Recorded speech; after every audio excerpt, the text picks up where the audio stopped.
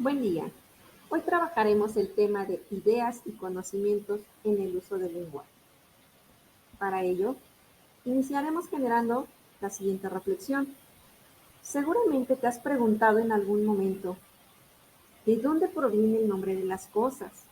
¿Cómo se le pone nombre a las cosas? ¿Quién les puso nombre a estas?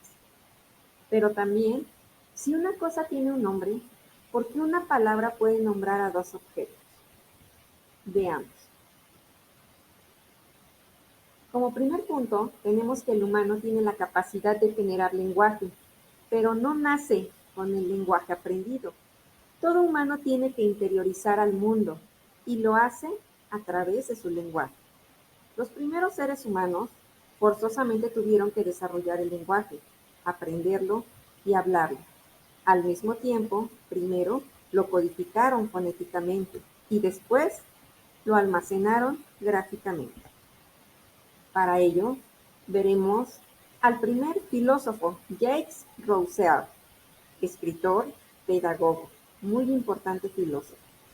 Él daría una explicación por demás sugerente.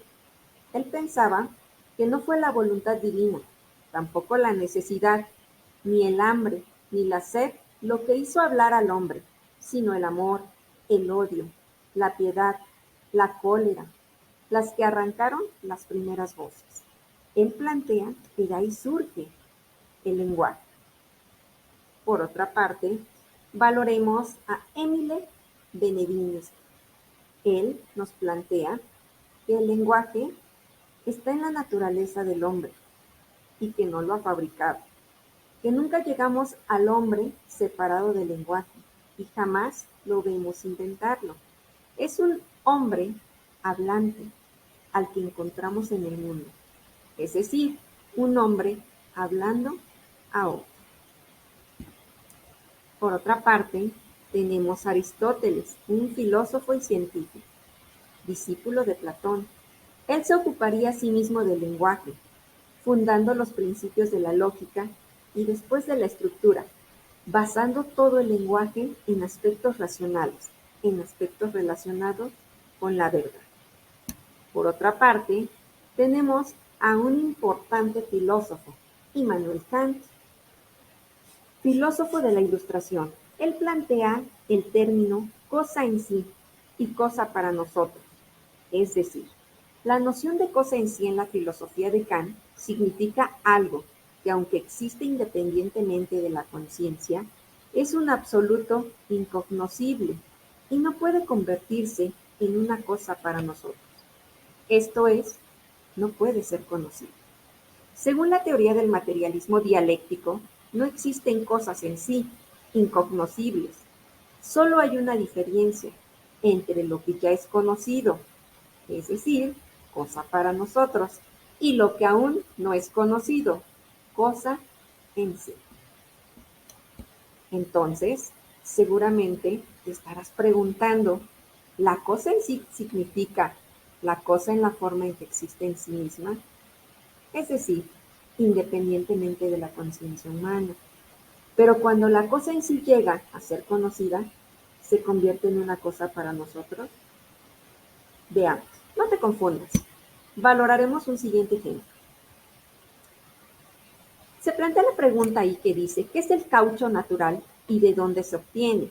Pues bien, el caucho natural es un polímero que se obtiene de una sustancia lechosa llamada látex que se extrae de la Hevea brasiliensis, originaria de Amazonas.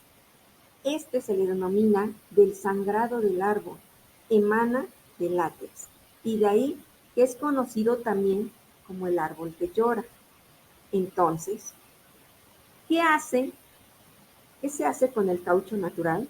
Pues bien, el caucho natural es un material excepcionalmente fuerte, flexible y sumamente impermeable.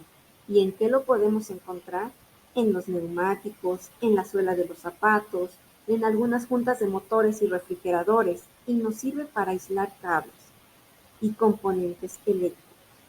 Entonces, de todo se ejerce un origen y puedes darte cuenta que de dónde proviene el nombre de este, pues bien, evidentemente de quien lo descubrió. Un 2 de enero de 1839, Charles Goodyear descubrió accidentalmente un nuevo material, el caucho, vulcanizado, gracias al cual se fabrican hoy en día una multitud de objetos, como los que acabamos de mencionar, entre los que destacan los neumáticos. ¿Te das cuenta la relación que existe entre el nombre con el contexto de nuestra realidad?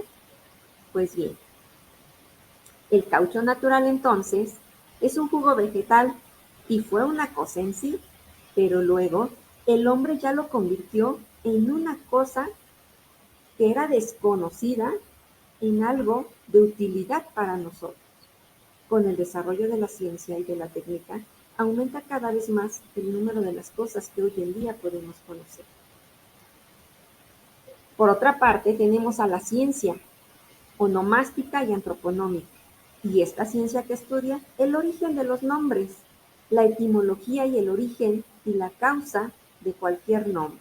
Por otra parte, tenemos a la disciplina toponimia, que es la que estudia el origen de los nombres propios de cualquier lugar, de cualquier región o país, y que finalmente este se puede otorgar o dar a partir de las características físicas y las condiciones materiales de ese espacio. Pues bien, observa, palabras que nombramos con distintas cosas. Tenemos, a su vez, el término animal, que se aplica para un ser viviente, pero también para una persona bruta. El término armar, que es para conseguir armas, pero también se aplica para poder ensamblar algo. El término café, bebida, color o establecimiento. La calculadora, por ejemplo, es un aparato electrónico, pero también se aplica este concepto a las personas que son meticulosas. Otros ejemplos que tenemos es el concepto canal, que se aplica a canal de agua o bien de televisión, o el término llama, que puede ser de fuego, del verbo llamar, pero también aplicado a un animal. El término rata es aplicado a un animal, pero también a un ladrón. Por otra parte, tenemos el concepto de naranja, aplicado a un color o a una fruta. ¿Te das cuenta de la aplicación que tiene la misma palabra con distintos significados y usos que le vamos a aplicar? Finalmente, entonces, ¿cómo es que se nombra a las cosas? Podemos concluir de la siguiente forma. Sócrates alude que es posible que el hombre se origina como imitación del objeto y con el uso, el nombre de las cosas va evolucionando, al cual le podemos agregar y quitar sílabas, variando a su vez su significado. Además de ser cambiante de acuerdo en el medio o en el contexto en el que lo estamos utilizando. Pues bien, espero que haya quedado más claro para ti este tema. Agradezco mucho tu atención.